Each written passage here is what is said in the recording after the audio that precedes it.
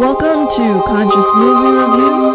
I'm your host, Joy Davis, and here to review the action and adventure fantasy film, King Arthur, Legend of the Sword. As the young son of King Uther Pendragon, Arthur witnessed the brutal slaying of his parents by his evil uncle Vortigern, who turned into the possessed demon knight. Arthur survived by escaping on a small boat where he was picked up by prostitutes. Historically, the royalty of Europe followed a doctrine called the divine right of kings to believe that they get their authority directly from God. A king could demand obedience from their subjects, allowing them to abuse their power in a tyrannical way. Throughout the film, it was a lesson for Arthur to claim the kingdom that was granted to him by divine right. It was his birthright. Like any blessings that you receive from God, no one can take it away from you. It's rightfully yours to claim. Under the care of prostitutes, Arthur was raised in the bowels of Londinium to become a skilled street fighter and hustler. He was joined by his friends Tristan and Baclac. When Arthur forced a Viking to pay for the mistreatment of a prostitute, he was criminally charged for attacking a guest of the king and placed on a ship with many men around his age to head for Camelot. They were all made to pull a sword from the stone.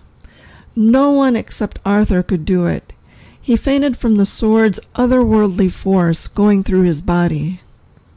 Swords usually symbolize political legitimacy. Set in stone, it can relate to the gross reality of this material world with its social consciousness that Arthur needs to pull away from. Because the Excalibur sword held great powers, it gave Arthur both political and divine legitimacy to the throne. This was a threat to King Vortigern's reign, so he arranged for Arthur's execution before a large crowd. Arthur escaped by way of magic when the Mage summoned help from a raven and horses to create a diversion. He was taken to Sir Bedivere's secret hideout for protection by members of the resistance.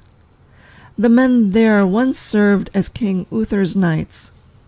Magicians like Merlin and his acolyte the Mage follow the path of the mystic to practice the secret ways of manipulating the forces of nature for healing, illusions, and phenomena.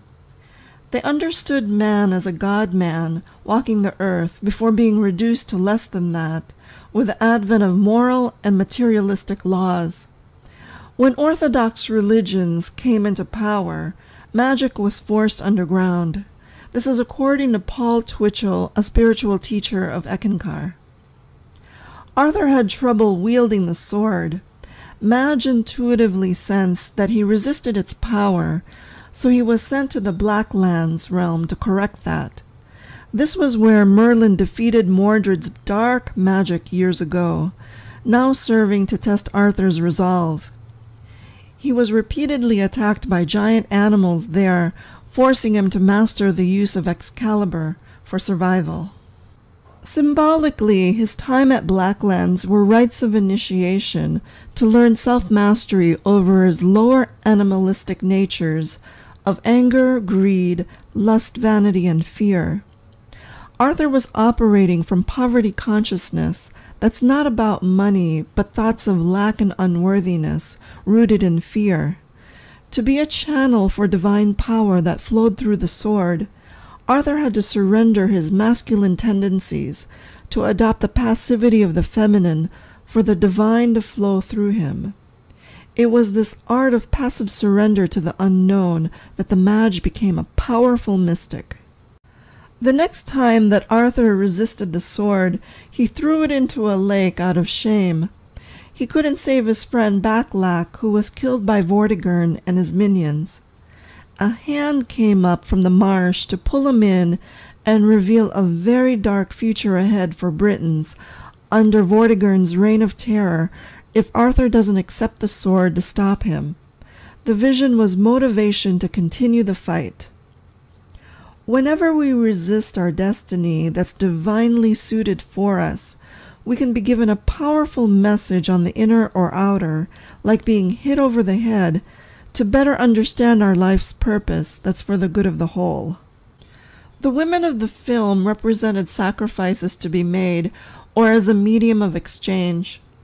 For Vortigern to rule with the help of the dark forces, he had to pay in blood by sacrificing the lives of his wife and daughter to the sea witches.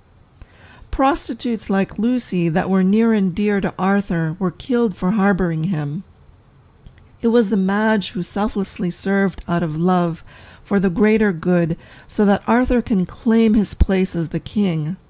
She modeled this in a powerful way. Based on the self-help teachings of Guy Findlay, he explains that sacrifice is called for when divine love wants all of you. Communion with this timeless love has a cost. It asks for all that we are and more. Your immortal self is fearless because it lives for one reason: to be the unflagging instrument, moment to moment, of whatever love asks it to be. Arthur fought hard against his uncle, the demon knight, defeating him with the sword. He blessed Vortigern for realizing where his drive really came from by saying, "You put me in that brothel. You got me on the streets. I'm here now because of you." His uncle was what tempered him in life to defeat his false self and rightfully claim the throne and greater kingdom within. For that he was grateful.